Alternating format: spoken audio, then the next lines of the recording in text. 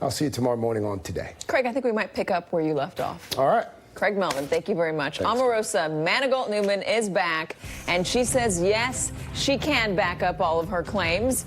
Yesterday, by all appearances, the White House tried to get the president's formerly loyal aide off TV and out of the headlines by abruptly announcing Donald Trump revoked the security clearance of the former head of the CIA. And while the John Brennan story is a big deal with potentially chilling implications for anyone else daring to criticize the president, the distraction tactic did not work.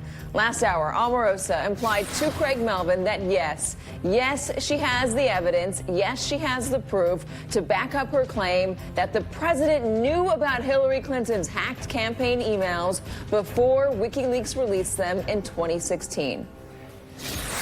In a conversation with Katie Tur that caught my attention, you were talking about those hacked emails, those DNC emails before they were released, the president knowing about it. Here's what you said. You were instructed, according to your book, to bring up the emails at every point you could at the end of the 2016 that's campaign. correct. Hillary Clinton's emails. Yes, that was our talker. Did Donald Trump know about those emails before they came out? Absolutely. He knew about them? Yes. He knew what was coming out before WikiLeaks released them?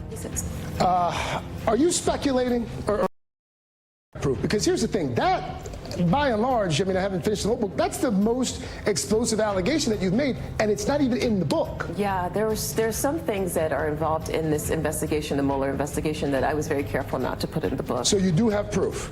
I can't even talk about the things that I talk with them. I can't talk about the things I've submitted to them, but I want you to know that I will fully continue to cooperate with this investigation.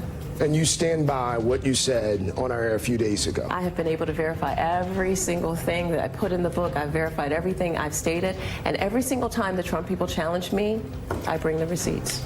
And again, Omarosa did not provide NBC with her proof. She didn't say it right there, but she did imply she's already given it to Robert Mueller. So our big question is this bluster, or is Omarosa the smoking gun? Joining me now, NBC News White House correspondent Kelly O'Donnell, NBC News intelligence and national security reporter Ken Delanian, White House reporter for The Washington Post, Ashley Parker, senior reporter for Vanity Fair, Emily Jane Fox. Both Emily and Ashley are MSNBC contributors. First off, she also released a new audio tape with Laura Trump, and Laura Trump has now released a statement. I just want to read that to get it out of the way. From the beginning of my father-in-law's campaign, Omarosa was welcomed into our family as a trusted friend and confidant. On the Women for Trump tour, including Omarosa, we formed a sisterhood bond that is unlike any I've experienced in my life.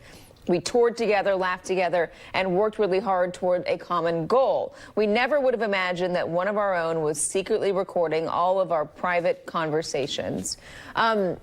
Back to the WikiLeaks stuff. And Ken Delanian, I do want to start with you because this is an explosive claim from Omarosa that the president knew about the WikiLeaks emails before WikiLeaks released them. She's not offering any proof, but she's certainly implying, Ken, that she's handed that stuff over to Robert Mueller's team. And just in case you were wondering or maybe questioning whether she actually was interviewed by Robert Mueller, I checked in with one of her lawyers, and one of her lawyers did confirm that.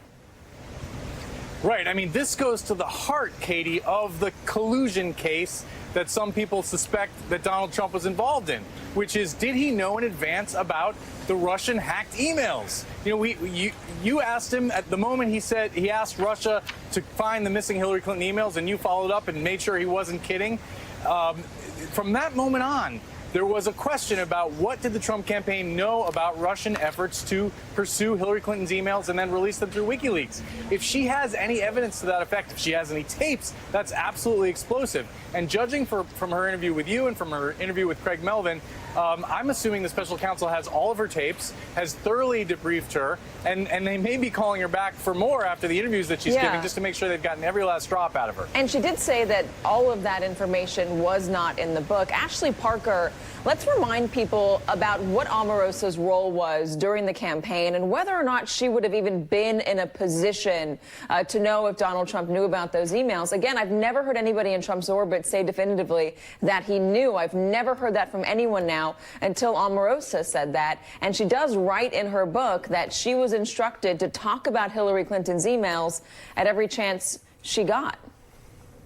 She does. And she, during the campaign, her role on the one hand was to be a very public-facing figure and to defend the president against charges of racism and sexism and misogyny and basically just defend anything that then candidate Trump did or said. And she seemed to do that very willingly during the campaign. And you're right. The real question is, would she have even been in a position to know what President or then candidate Trump did or did not know about the WikiLeaks emails? One thing about her is that on the one hand, this was an incredibly chaotic